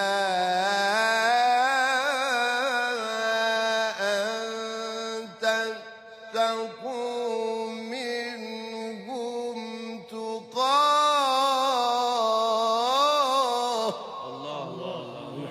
ويحذركم الله نفسه وإلى الله المصير. خب بفرمایید خانم. و موقعی که فرار کردم باید خیلی مثلا مواظب بودم، اصلا نزدیک 1 سال من موبایل استفاده نکردم که با GPS منو پیدا نکنن. فرار کردین کجا رفتین؟ یکی از دوستانم بود که مذهبی بودن ایشون و خانوادهشون مذهبی بودن ولی خیلی فقیر بودن. رفتم به خونه ایشون، مادرشون به من اجازه داده بودم موقتاً که من پنهان بشم، چون پلیس هم دنبال من بود و خانواده من دنبال من بود. این دفعه اگه به دستشون می افتادم دیگه می دونستم که یعنی زنده نمیمونم و به خاطر همین حتی یه جای مخفی بود تو خونهشون، زیر زمین بود که انباری، خونه حیات بود که زیر زمین بود. اونجا مثلا یه چیز انداخته بودن که دیده نشه. گفتن که هر موقع احساس کرده که کسی اومد، پلیس یه چیزی، باید اونجا پنهان بشه. خیلی یعنی واقعا روز هم با گشنگی بود، روزه میگرفتم، به خاطر همین روزه میگرفتم که استفاده کنم از این فرصت. بالاخره یک روز از دوستانمون اومد گفت که ما یه خبر خوش داریم برای شما. چه خبر خوش؟ گفتن که ما میخوایم بریم جمهوری اسلامی ایران، معارف اسلام را یاد بگیریم اونجا، شهر قم.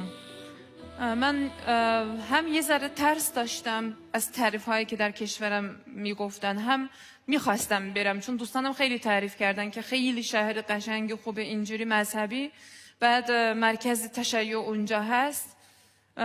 به من گفتن که هجرت برای شما واجبه. به خاطر همین من قبول کردم. از طریق اینترنت ما فرم پر کردیم، یعنی مثل مصاحبه، کوتاه مدت ما را قبول کردن، ما راهی قم شدیم. خیلی استراب داشتم به خاطر اینکه دوستان گفتن که بابات پولدار، ممکنه به مرز سفارش بده که شما مثلا نتونید رد بشید. از لحاظ قانون رضایت پدر واجب نبود برای من، چون ما چنین چیزی ندارم. 18 سال که شد به راحتی میتونیم خارج از کشور بریم بدون اذن پدر یا مثلا شوهر. و اون موقع نزدیک شدیم به مرز آستارا. دوستانم گفتن که آیه و جعلنا من بین ایدیهم سدا و جعلنا من بین ایدیهم سدا و من خلفهم سدا فأغشیناهم فهم لا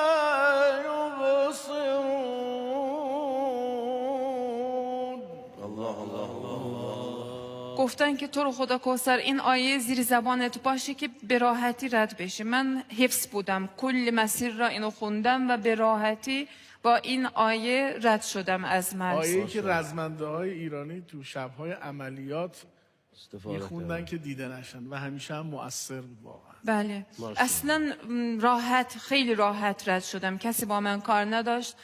و به ایران که وارد شدم اوج یعنی احساس امنیت و آزادی را احساس کردم. دیگه در کشور دیگر بودم و به اطراف که نگاه کردم، اول برنامه که گفتین همه جا مثلا احساس می شد که اینجا دین و مذهب چیه. صدای اذان از میناره بلند می شد. تو کشور ما این ممنوع هست و من قشنگ میدونستم دیگه ساعت نگاه کردن، حساب کتاب کردن نیاز نبود. دیگه رستوران که رفتیم میتونستم به راحتی هر گوشتی را بخورم. یعنی خیلی لذت بردم و همه شهرها که ورودیش عکس حضرت آقا، مقام معظم رهبری، شهدا، انگار منو مثلا استقبال میکردن. اینجوری یه آدم مخصوص احساس میکردم خودم را، چون چنین چیزی ندیده بودم که یه مثلا عکسای خیلی بزرگ انگار از من استقبال میکرد. و اومدیم رسیدیم قم که رسیدیم من توسل به حضرت معصومه کردم. 40 روز اینجوری توسل کردم که منو نگه داره اینجا. و من میخواستم برم جامعة الزهرا، با جامعة الزهرا آشنا شدم. میخواستم برم جامعة الزهرا و تو جامعة الزهرا طلبه بشم، چون فضای اونجا را به ما نشون داده بودن. به عنوان مثلا گردش میبردن همه جامعه مذهبی، مکانهای حوزوی میبردن، شهدا میبردن. من دعای عهد خوندن سر صبح ساعت 8 اونجا دیدم. گفتم کوثر حتما باید بین اینا باشی. نعم، باید درس بخونی اینجا. بسم الله الرحمن الرحیم. الله الله الله الله الرحیم. ثم إن ربك للذين هاجروا من بعد ما فتنوا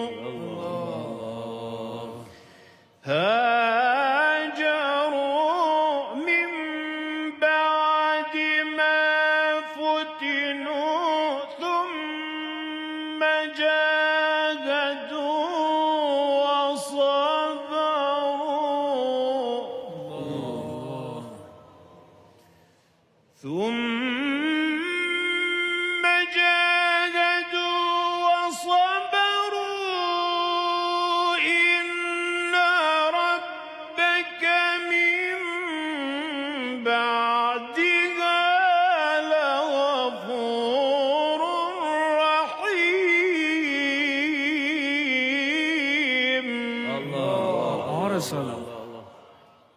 من رو یاد این آیات سوره نساء انداختن. ان الذين توفاهم الملائکه ظالمی انفسهم قالوا فیما کنتم قالوا كنا مستضعفین فی الارض. اینا وقتی که جون یه عده رو میگیرن میگن کجا بودی؟ میگه من مستضعف بودم تو زمین، بالاخره خانواده‌ام اینجوری بودن و شرایط چیزی اینجوری بود، منم اینجوری شدم دیگه. میگن الم تکن ارض الله واسعه فتهاجروا فیها. این زمین خدا وسیع نبود تو مهاجرت کنی؟ آقا اگر کسی جایی نمیتونه دینداری کنه، چه شهری باشه چه کشوری باشه، تو یک جمعی باشه و نمیتونه خودشو حفظ بکنه، یا اون جمع رو میتونه عوض بکنه، یا اگر نمیتونه خدا گردن نمیگیره بگه باشه اتفاقا خوبه، خب باشه حالا نمیتونستی دیگه، نه خدا گردن نمیگیره. قالوا الم تکن ارض الله واسعه فتهاجروا فیها. می‌خواست بگه یه جای دیگه زمین به این وسعت برو یه جای دیگه. میگه آقا شوخی گرفتی، تو شوخی گرفتی. اون موقعی که ملائکه دارن طرف رو اخذ روح میکنن، همونجا بهش همینو بهش میگن کجا بودی؟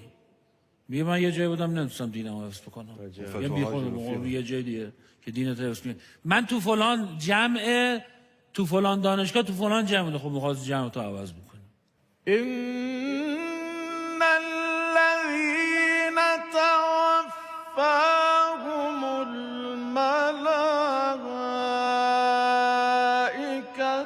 ظالمي أنفسهم قالوا فيم كنتم. نعم الله قالوا كنا مستضعفين في الأرض. قالوا ألم تكن أرض الله واسعة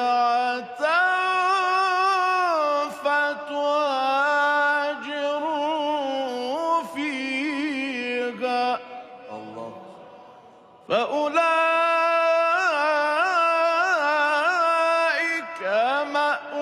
مأواهم جهنم وساءت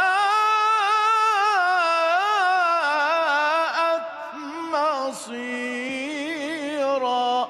بله داره الا المستضعفین من الرجال والبلدان. یه سری پیرزن پیرمرد نمیتونه، حرکتی نداره دیگه، یه عمری اونجا زندگی کرده، اونو استثناء کرده، اون اصلا تحت تأثیر این چیزا هم نیست. اونو گفتن اون اشکالی نداره، اون مثلا میتونه سر جاش بمونه. ولی یک دختر جوانی که در حقیقت تازه داره و تو یک خانواده‌ای دارن لهش میکنن تو مسائل دینی، این باید جمعش رو تغییر بده. البته کار بزرگی کردن. واقعا میشنیدم هم داشتم احساس عظمت در آن سو و حقارت در این سو میکردم که یک دختر خانم، یک کوثر خانم، بابت اینکه یه حجاب سرش بکنه چقدر داره کتک میخوره.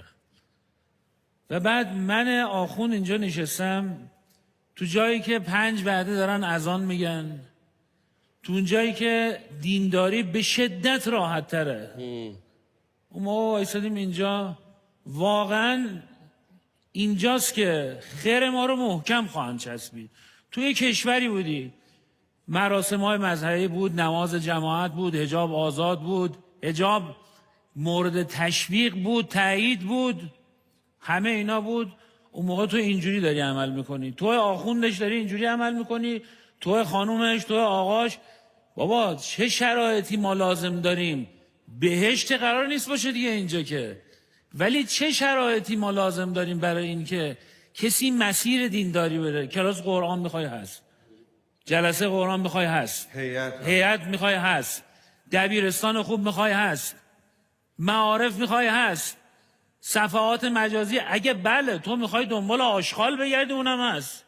ولی اگه هر چی میخوای، فایل صوتی خوب میخوای، سخنرانی میخوای، بهترین معارف میخوای هست.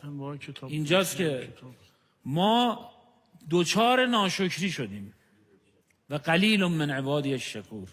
ما داریم دوچار ناشکری میشیم و این ناشکری زمینه است که ازمون نعمت را خواهند گرفت. اینو بدونین. ناشکری باعث می شود که ناشکری یعنی چی؟ شکر یعنی چی؟ یعنی که نعمتی که دادن من استفاده کنم. دور و برمون نگاه کنید. الان نگاه بکنید یه مورد تو حبس خانگی شده، کتک خورده، شکنجه شده، از مرز با چه وضعیتی رد شده فلان. اینا حجت‌های خدا برای ما.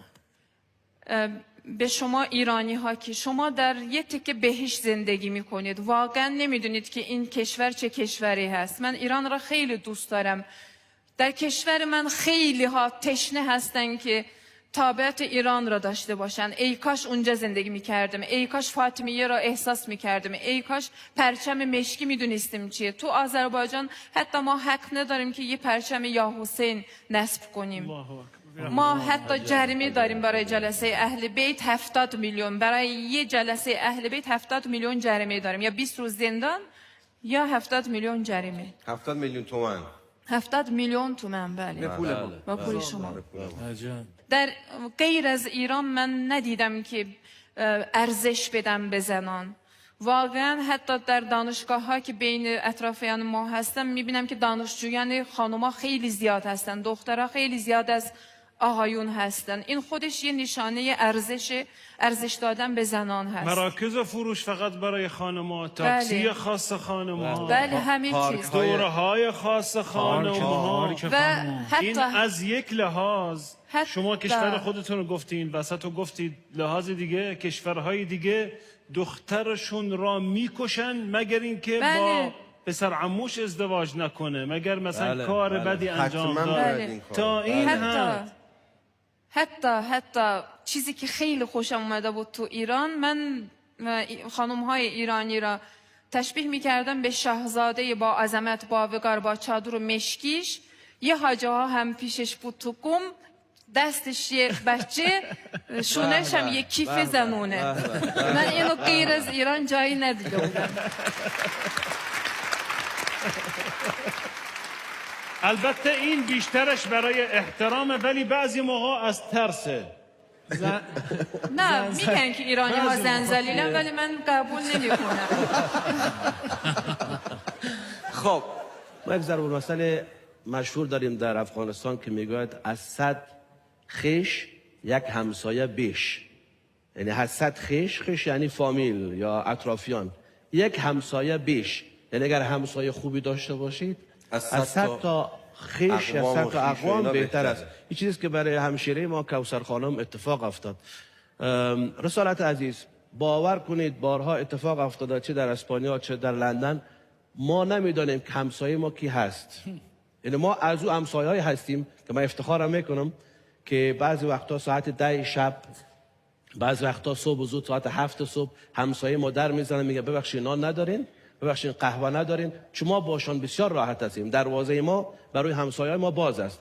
باور به خدا کنین رسالت عزیز، من بعضی اوقات یکی از شاگردای من در امبولانس لندن کار میکنه و این برای ما بعضی اوقات میگه ما بعضی خانه ها را میریم که در اون خانه شخصی فوت کرده، 30 روز 40 روز از فوتش گذشته و از تأثیر بوی متعفن جسد ما خبردار میشیم که اونجا فوت کرده و میریم حکم میگیریم و در باز میکنیم، نفر پیدا میکنیم. چون ارتباط نیست.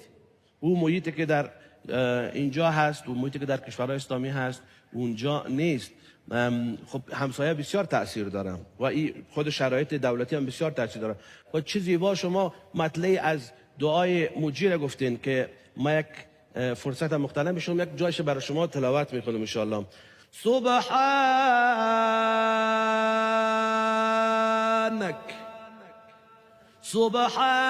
سبحانك يا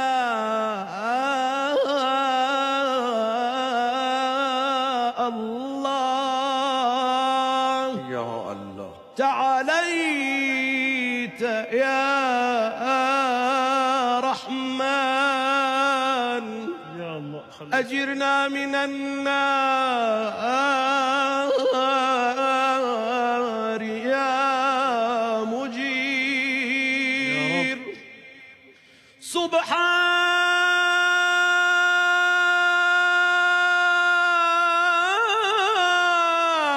يا رحيم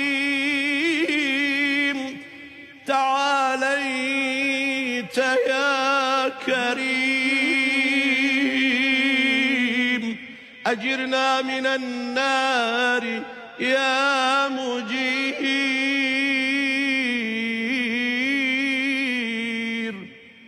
همه جا بروم به بهانه تو که مگر برسم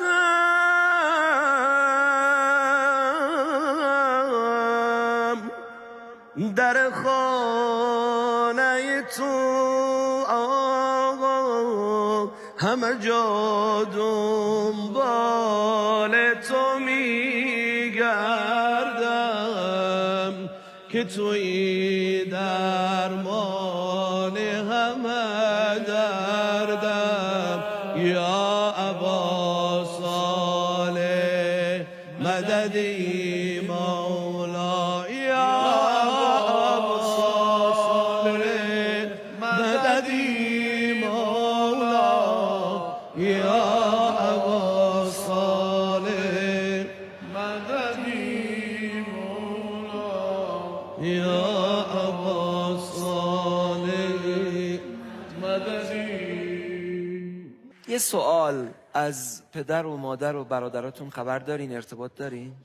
پدرم فوت کردن متاسفانه، یعنی در حالت قهر با من فوت کردن، ولی آخرین کلمه ای که گفتن اسم یگانه بود، یعنی با اینکه کما بودن 2-3 بار اسم منو صدا زدن از دنیا. بعد از این اتفاق دیدیشون اصلا؟ ندیدم، نه. یعنی اون آخرین باری که از باکو اومدین بله. بیرون و تمام؟ ندیدم. دیگه برنگشتین؟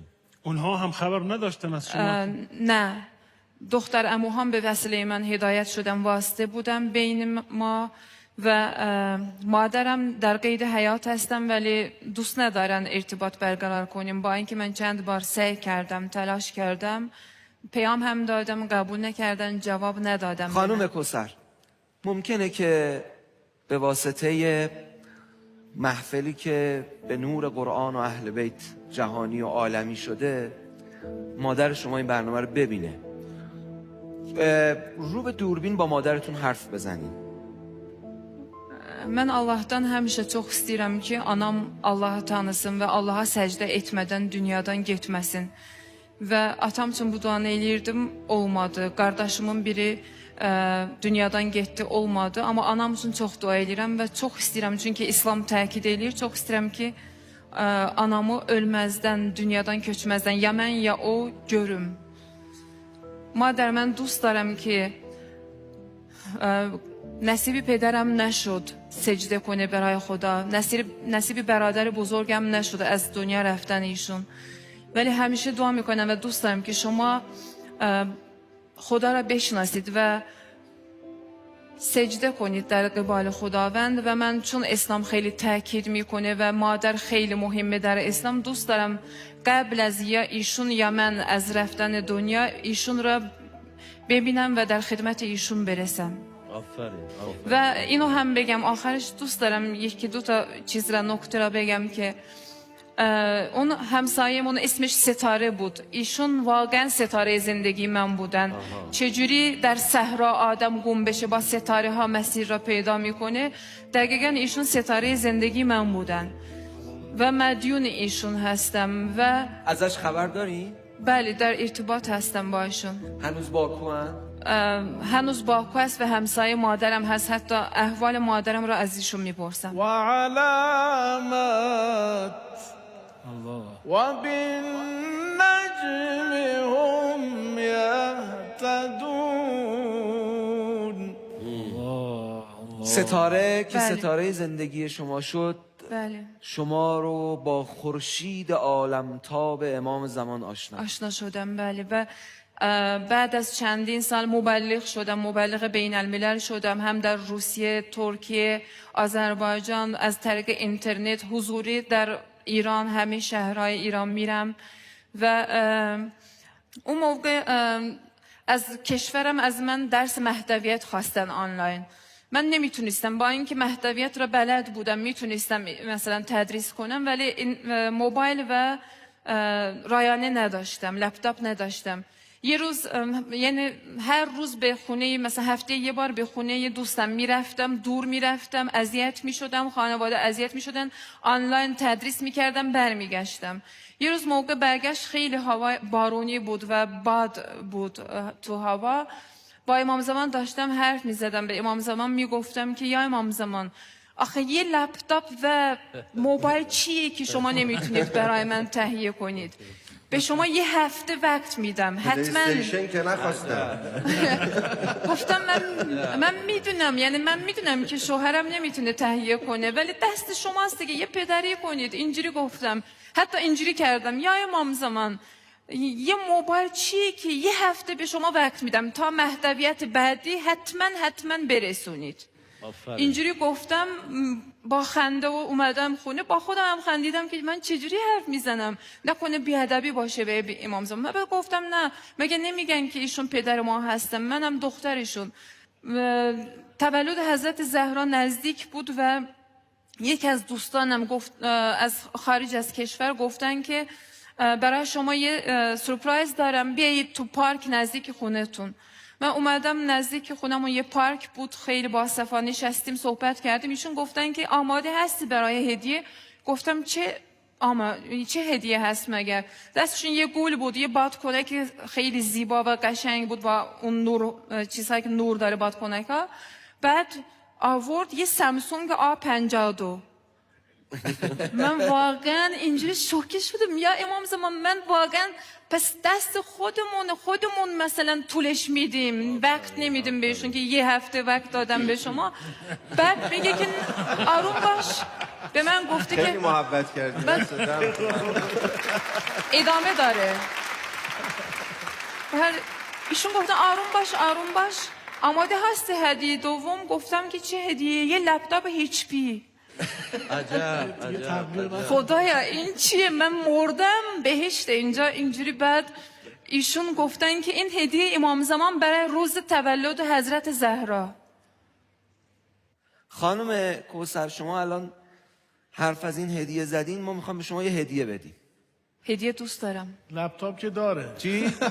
نمیذاریم. موبایل هم که داره. موبایل داره. موبایل و HP و اینا دارن. ماشین ندارم. واقعا مبلغه، بلد کاره. درسته ایران تو حرف زدن که دیگه ما نه، درسته ایران خیلی بالا، ماشین یه خورده. حاج احمد گفت ماشین ندارم، دست به جیب شد. خب ما 2 تا هدیه داریم. یکی امسال هدایای خاصی رو برای مهمانان ویژمون تو محفل تدارک دیدیم. انگشترهای خاص عقیق با نشان محفل که تقدیم میهمانانمون میکنیم.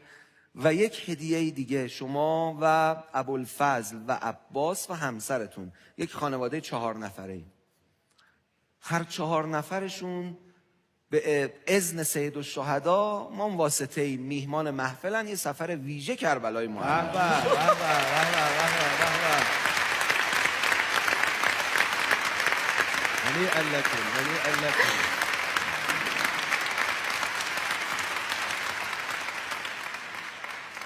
آخرین بار کی کربلا رفتی؟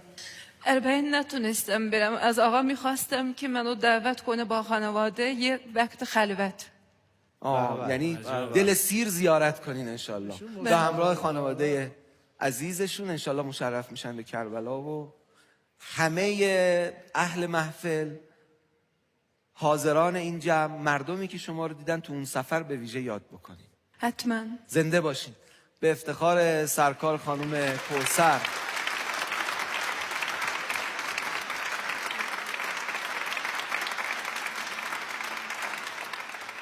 میگن در همیشه روی یه پاشنه نمیچرخه. راست میگفتن قدیمی ها. وقتی بیای صبح میشه این شب، وقتی بیای رنج و حرمان و غم و اندوه تموم میشه. خدای ما رمضان، ما شکایت داریم، ما شاکیم. اللهم انا نشکو الیک فقد نبینا، پیغمبر تو که ندیدیم، و غیبت ولینا، اماممون غایبه، و کثرت عدونا، دشمنامون زیادن، و قلت عددنا، ما کمیم، و شدت الفتنه بنا و تظاهر الزمان علینا. از آسمون و زمین داره برمون میباره. برسون اون آقایی رو که این شب رو صبح میکنه، برسون. اللهم عجل ولیک الفرج والعافیت والنصر و مد فی عمره الشریف و زین الارض بطول بقائه. خداحافظ.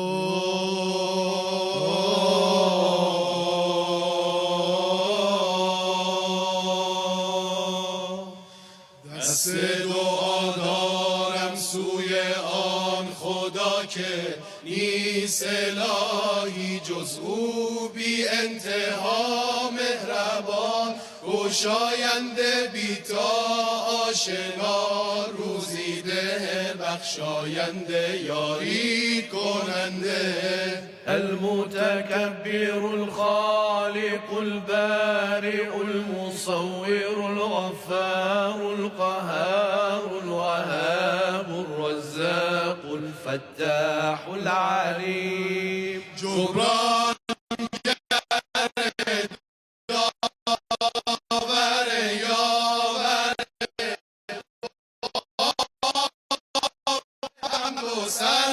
اللطيف الخبير.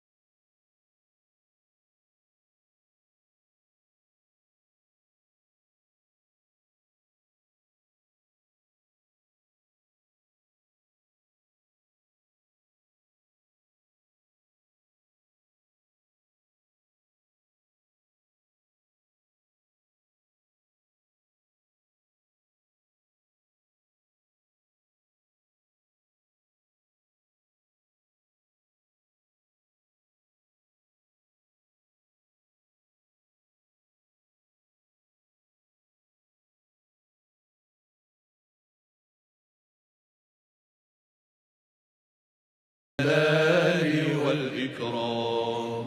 نخستین و واپس این شکافنده ذره ها، جاودان نور ایمان آرامش جان. الوارث الرشید الصبور الذي ليس كمثله شيء وهو السميع البصير. بادا بهترین درودت بران بهترین مخلوقاتی که سیدنا محمد و علی آله و صحبه و سلم عدد معلوماتك ومداد كلماتك كلما ذكرك ذاكرون وغفل عن ذكره الغافلون.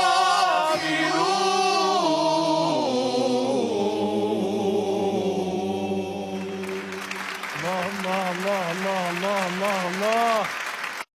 اللهم إنا نسألك وندعوك بمحمد وعلي وفاطمة والحسن والحسين صلواتك عليهم والأئمة المعصومين من ذرية الحسين عليهم السلام، وباسمك العظيم الأعظم العز الأجل الأكرم يا الله يا الله يا الله يا الله يا الله يا الله. اللهم صل على محمد وآل محمد. اللهم اجعلنا مع محمد وآل محمد في الدنيا والآخرة وتوفنا على ملتهم وارزقنا شفاعتهم وزد في قلوبنا محبتهم ولا تفرق بيننا وبينهم. اللهم لعن أعداءهم. اللهم وفقنا لما تحب وترضى. اللهم قض حوائج المؤمنين واشف مرضى المسلمين وأد ديونهم وسلم المسافرين منهم واغفر لموتاهم. اللهم اشغل الظالمين بالظالمين واجعلنا من بينهم سالمين واحفظ حماة الدين وأيد المروجين واجعلنا منهم. اللهم انصر الإسلام وأهله واخذل الكفر وأهله. اللهم انصر جيوش المسلمين. اللهم ارحم زعيم المسلمين. اللهم صل على محمد وآل محمد. اللهم عجل لوليك الفرج والعافية والنصر واجعلنا من أعوانه وأنصاره وشيعته بمنك وجودك وكرمك يا أرحم الراحمين. يا ذا الجلال والإكرام.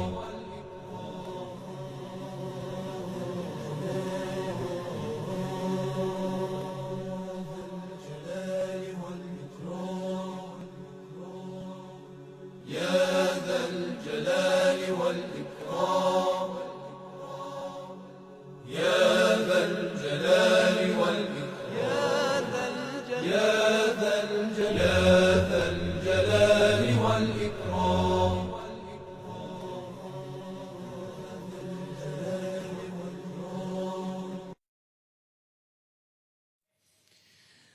الله أكبر الله أكبر.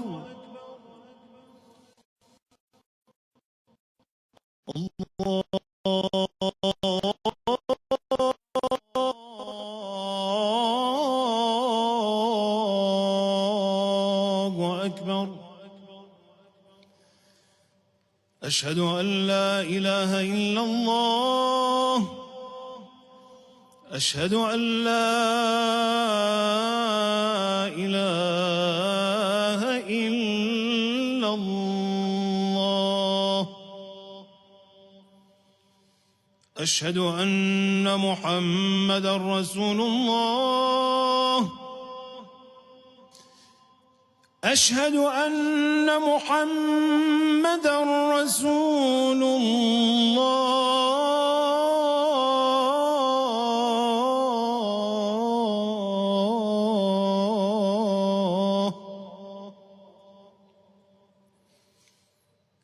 أشهد أن عليا ولي الله. أشهد أن عليا حجة الله.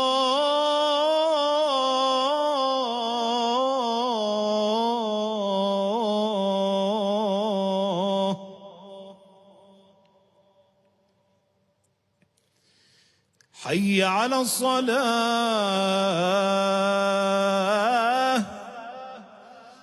حي على الصلاة.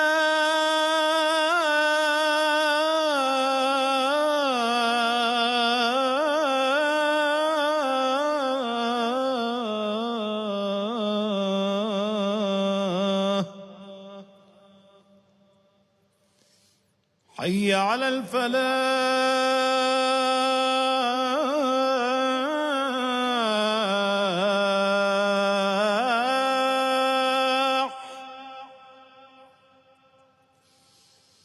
حي على الفلاح.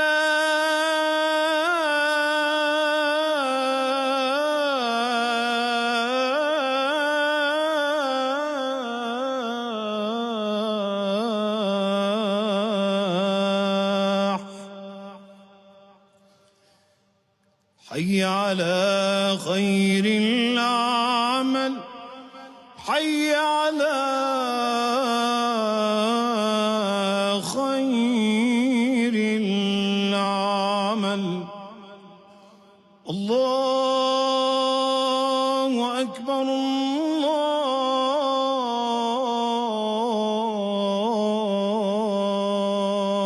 أكبر لا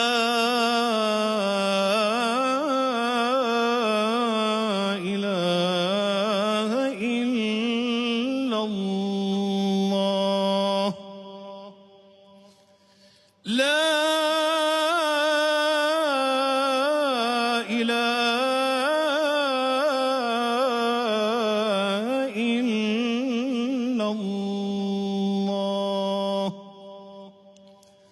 وصلى الله على سيدنا محمد وآله الطاهرين. السلام علیکم ویورز، کیا حال ہیں؟ ٹھیک ہو؟ طبیعت سے ٹھیک ہے آپ کی؟ اچھا، اس طرح کے پورے پروگرام اور ان کے علیحدہ پارٹس میں اپنے چینل پہ اپلوڈ کروں گا. تو آپ سے ایک ریکویسٹ ہے کہ آپ میری ویڈیوز کو کمپلیٹ دیکھیں اور میرے چینل کو سبسکرائب کریں، ویڈیو کو لائک کریں، ویڈیو اچھی لگے تو اس کو اپنے دوستوں کے ساتھ شیئر بھی کر دیں. اور آپ کون سے سٹی، کون سے کنٹری سے ویڈیو کو کس ٹائم واچ کر رہے ہیں تو یہ بھی کامنٹ سیکشن میں آپ بتا دیجئے. اس سے میری حوصلہ افزائی ہوگی اور آپ کو کس قاری کی تلاوت اچھی لگتی ہے آپ اس کا نام مجھے کمنٹ میں بتائیں گے تو میں انشاءاللہ اس قاری کی جو بھی تلاوت وائرل اور اچھی ہوگی اپنے چینل پہ ضرور اپلوڈ کروں گا. ٹھیک ہو گیا؟ تو یہ تھا میرا چھوٹا سا پیغام. اگر آپ کو اچھا لگے تو آپ اس کو ایکسیپٹ کریں. اور اگین آپ سے کہہ رہا ہوں کہ میرے چینل پہ تلاوت کمپٹیشن کی نیو سے نیو ویڈیوز اپلوڈ ہوں گی تو آپ سبسکرائب کر دیں کہیں آپ کی کوئی ویڈیو مس نہ ہو جائے. تھینکس فار واچنگ.